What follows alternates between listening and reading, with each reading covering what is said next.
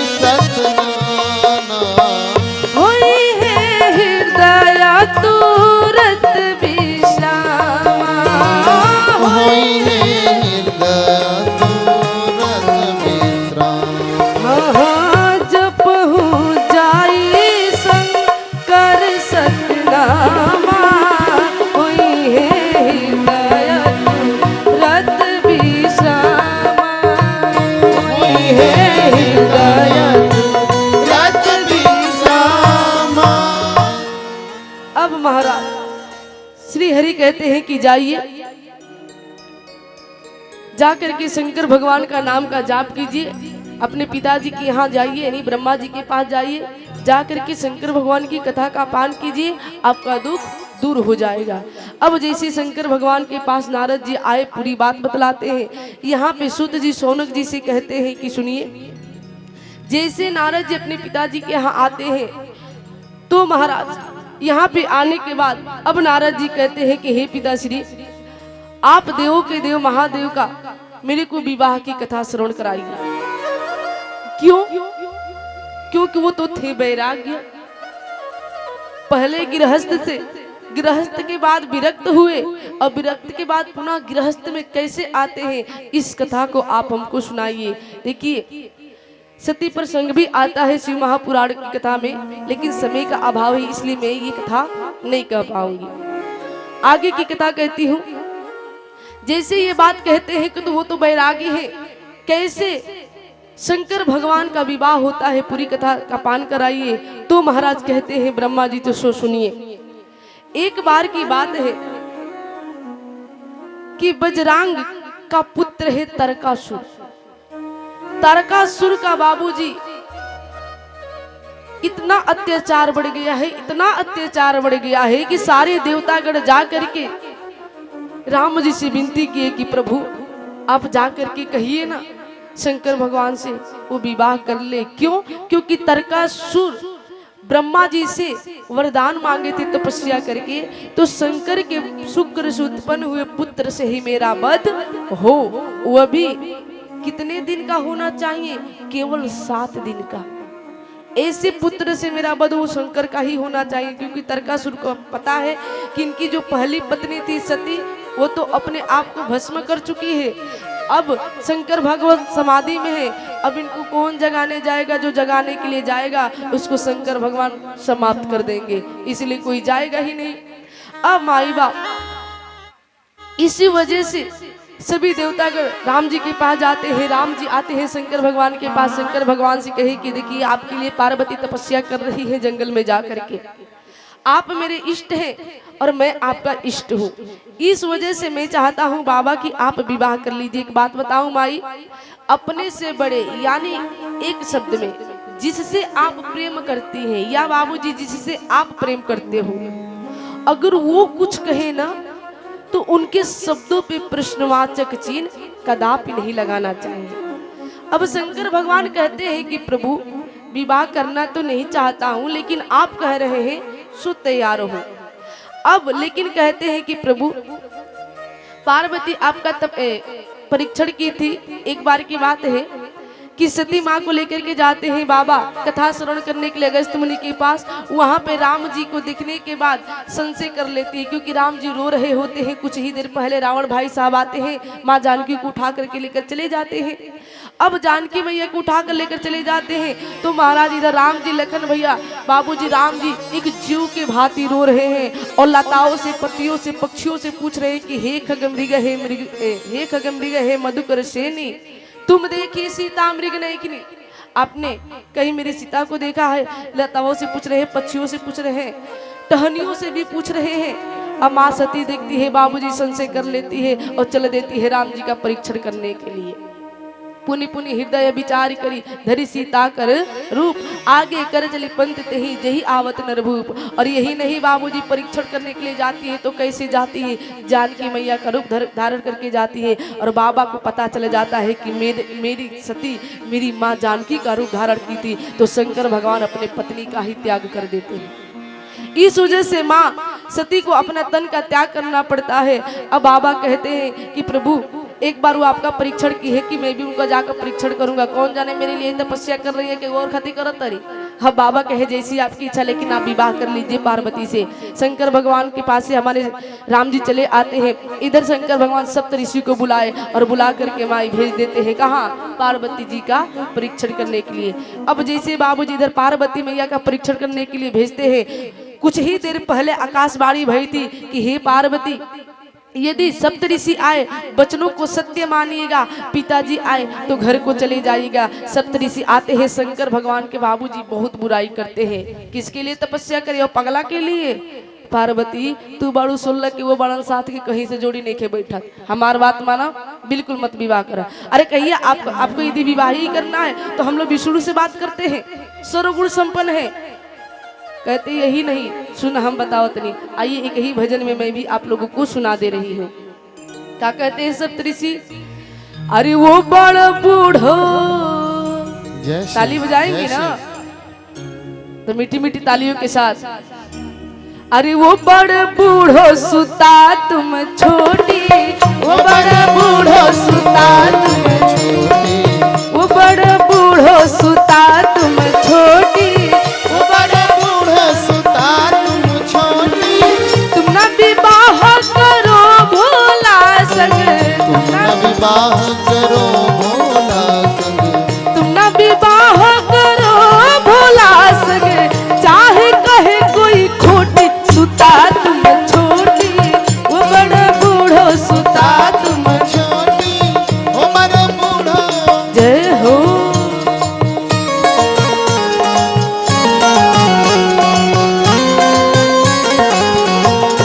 जय श्री हरि।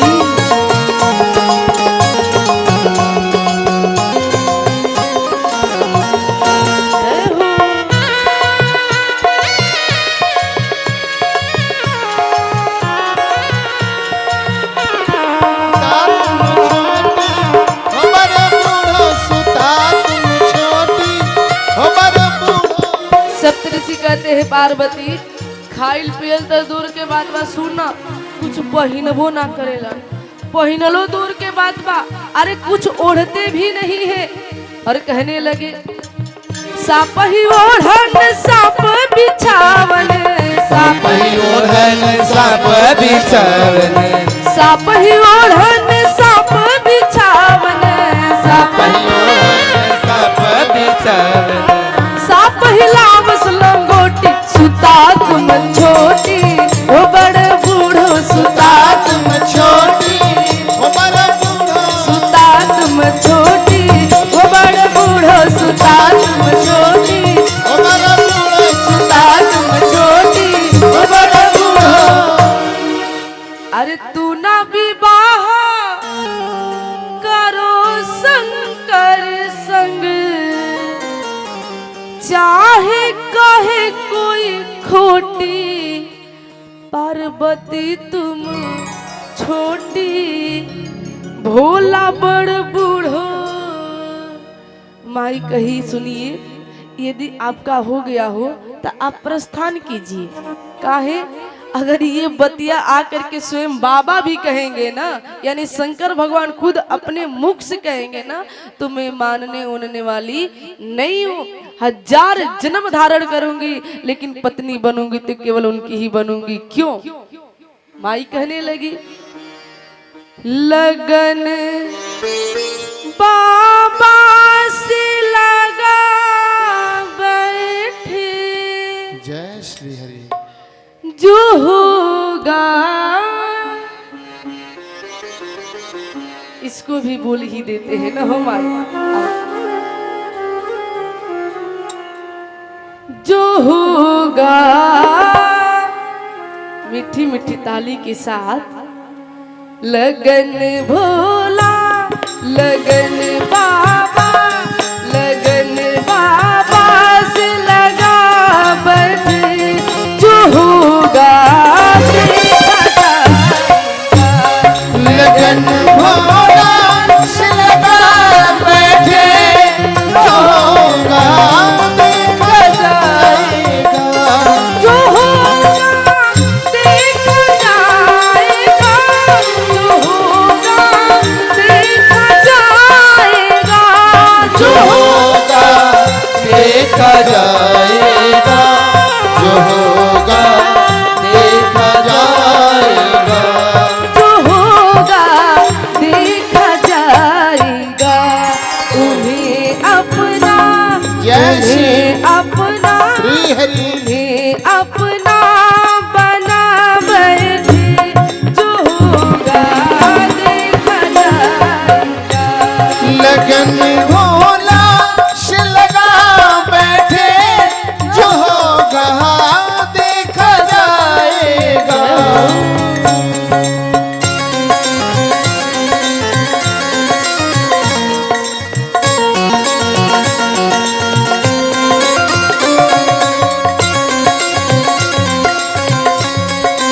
जय श्री हरि।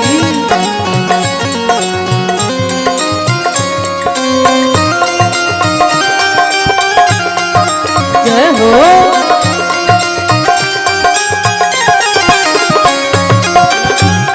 जो होगा देखा जाएगा, जो होगा देखा जाएगा। कभी दुनिया से डरते थे कि छुप छुप प्यार करते थे, कभी दुनिया से डरते थे कि छुप छुप प्यार करते थे, कभी दुनिया से डरते थे कि छुप छुप प्यार करते थे, कभी दुनिया से डरते थे कि छुप छुप प्यार करते थे, कि छुप छुप प्यार करते थे, कि छुप छुप प्यार करते थे। लो अब पर्दा, लो अब पर्दा, लो अब पर्दा उठा बैठे, जो होगा देखा जाएगा। लगन भोला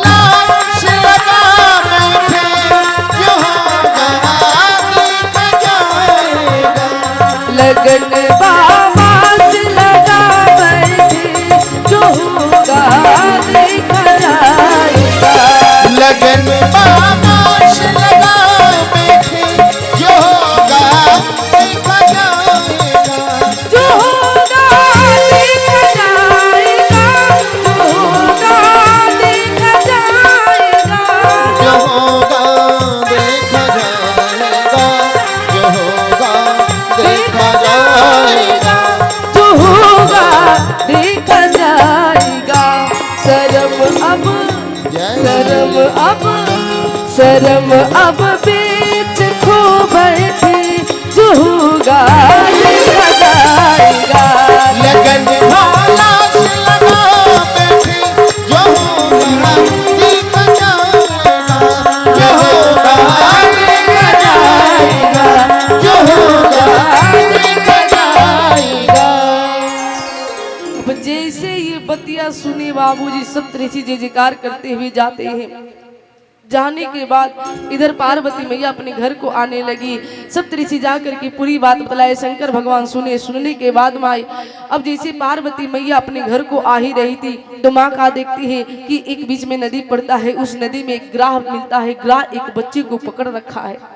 अब उस बच्चे को पकड़ने के बाद बाबूजी पार्वती मैया देखने लगती है। देखने के बाद पार्वती मैया गुहार करती है कि कृपा करके इस बच्चे को छोड़ दीजिए। ग्राह कहता है कि मैं नहीं छोड़ सकता हूँ, क्योंकि जीव को मार करके खाना यही मेरा धर्म है, इसलिए मैं नहीं छोड़ सकता हूँ। जैसे ये बतिया सुने तो पार्वती मैया कहने लगती है कोई ऐसा बात बतलाइए जिससे आपका भी कल्याण हो जाए और इस बच्चे का जान भी बच जाए। तो ग्राह कहने लगता है एक ही शर्त है पार्वती, आप यदि मानिए तो।